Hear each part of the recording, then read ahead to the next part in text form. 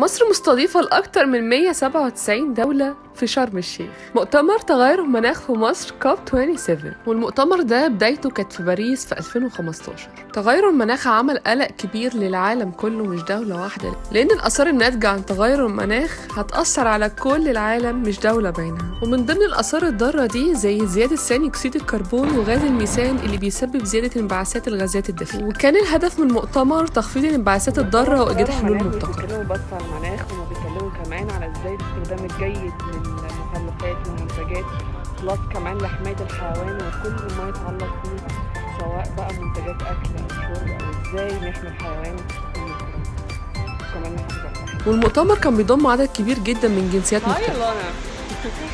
Why we come here today?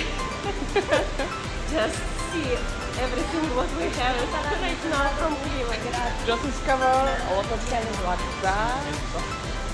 مع الريسايكلينج والحاجات الكتير اللي بتتكلم في مؤتمر تغير المناخ، مش مجرد بس بنتكلم على تغييرات مناخية أو ازاي نخدم الحيوانات ونبقى صحة كويسة، لا كمان بيعملوا ريسايكلينج، بيعملوا حاجات بأي حاجة ممكن جرين زون، فكان لازم نلاقي We كاكتوس. come here and take one for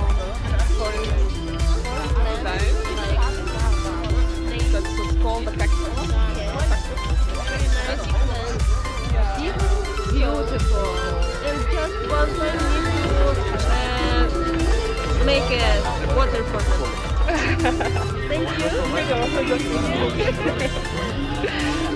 النباتات دي بتبقى هيلثي جدا في البيئة، بيوزعوها مجاني بس طبعا ما لحقتش، وناس مصريين من هنا بيجوا لوحدها عشان نديها صاحبتي الأوكرانية، ومبسوطين جدا بجد.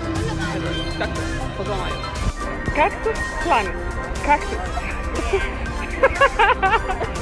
هحفظها